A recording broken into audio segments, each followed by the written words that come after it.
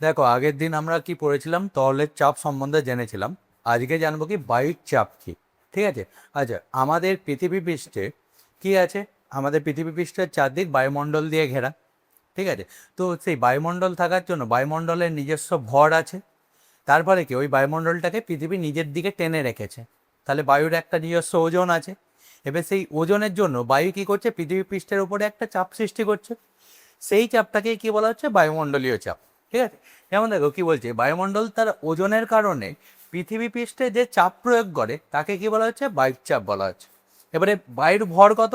না, বায়ুর ভর অ্যাপ্রক্সিমেটলি 5 × 10⁻18 কেজি। ঠিক আছে। এটা প্রায়, মানে এটা অ্যাকিউরেট মাপ নয়। ঠিক আছে। এবারে তাহলে বায়ুর ওজন কত হবে? ওজন মানে আমরা কি জানি? বস্তুর ভর গুণিত অভিকর্ষ ত্বরণ। তাহলে 5 × 10⁻18 × 9.8 নিউটন। ঠিক আছে। এইটা হচ্ছে কি বাতাসের ওজন। এবার সেই ওজনের জন্য ও যে চাপটা প্রয়োগ করছে সেটাকে বলছি বায়ুর চাপ। তাহলে বায়ুর চাপ কি হলো? বায়ুর ওজন বাই ক্ষেত্রফল, মানে একক ক্ষেত্রফলের উপর প্রয়োগ করা হচ্ছে। এবারে তাহলে বায়ুর চাপ আমাদের কি রাশি হচ্ছে? না, স্কেলার রাশি।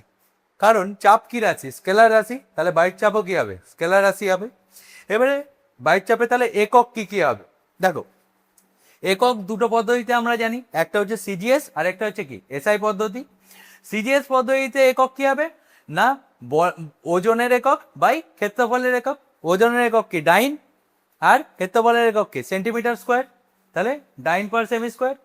আর এসআই পদ্ধতিতে একক কি হবে? ওজনের একক নিউটন আর ক্ষেত্রফলের একক কি? Metre square. তাহলে কি হচ্ছে? Newton per metre square. এবারে এইটাকেই কি বলা হয়? পাস্কাল বলা হয়। ঠিক আছে। পাস্কালকে পিএ দিয়ে ডিনোট করা হয়। বুঝে গেছে? এবারে বায়ুর চাপের বৈশিষ্ট্য কি কি? দেখো, আমরা তরলের চাপে পড়েছিলাম যে তরল সব দিকে সমানভাবে চাপ দেয়, তেমনি বায়ুও কি করবে? সব দিকে সমানভাবে চাপ প্রয়োগ করবে। ঠিক আছে। এবারে দ্বিতীয় আর একটা জিনিস, আমরা একটা জিনিস অনুভব করি, যত উচ্চতা বাড়ে তত কি হয়? চাপ কমে। কেন কমছে? চাপের সাথে কার সম্পর্ক আছে? বায়ুর ওজনের সম্পর্ক আছে। যত আমি ভূপৃষ্ঠ থেকে যত উপরে যাব তত কি হচ্ছে? বাতাস হালকা হচ্ছে। হালকা হওয়ার কারণে কি হচ্ছে? বাতাসের ভর কমছে। তার ফলে কি হচ্ছে? বাতাসের ওজনও কমছে। যার ফলে কি হচ্ছে? তার বায়ুর চাপও কি হবে? কম হবে। কারণ ওজন কম মানে কি? চাপও কম। ঠিক আছে। সেই জন্য কি হচ্ছে? উচ্চতা বাড়লে কি হয়? বায়ুর চাপ কমে। আর তৃতীয় কি বৈশিষ্ট্য বলছে? যে তাপমাত্রার সাথে বাতাসের চাপের পরিবর্তন হয়। আমরা দেখেছি ঝড় বৃষ্টি কেন হয়? না, কোথাও এক জায়গায় নিম্নচাপ সৃষ্টি হয়, কোথাও উচ্চচাপ সৃষ্টি হয়। সেই নিম্নচাপ কেন সৃষ্টি হয়? তাপমাত্রার জন্য। কারণ তাপমাত্রার ফলে কি হচ্ছে? জলীয় বাষ্প এসে সেই জায়গাটা ভর্তি করছে। তাহলে সেই জায়গায় কি হচ্ছে? নিম্নচাপ সৃষ্টি হচ্ছে। আর অন্য জায়গায় উচ্চচাপ তৈরি হয়ে গেছে। ঠিক আছে। তাহলে তাপমাত্রার সাথেও কি হয়? চাপ পরিবর্তিত হয়। বোঝা যাচ্ছে? এই তিনটে হলো আমার বায়ুর চাপের বৈশিষ্ট্য। এবারে বায়ুর চাপের আমার প্রয়োগ কি? আমার রিয়েল লাইফে বায়ুর চাপের অ্যাপ্লিকেশান কি আছে? আমি কেন পড়বো বায়ুর চাপ জিনিসটা? তার প্রথম হচ্ছে, এই যে আমরা কোল্ড ড্রিঙ্কস খাই স্ট্র দিয়ে। ঠিক আছে।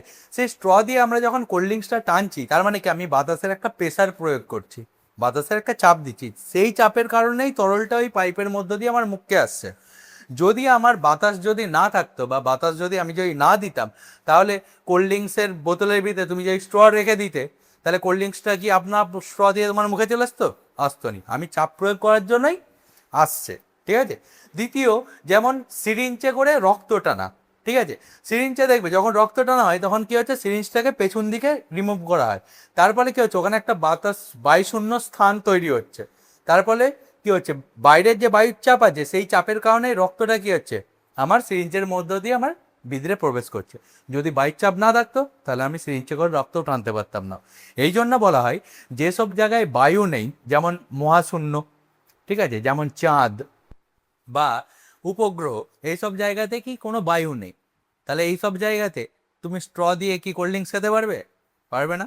আবার তুমি সেখানে রক্তও টানতে পারবে না, কারণ সেখানে কোনো বাতাস নেই, অতএব বাতাসের চাপও নেই। সেই কারণে ওইসব জায়গায় এইসব জিনিস করা যাবে না। বোঝা গেছে? এই হচ্ছে আমার বায়ুর চাপের বিষয়। ঠিক আছে।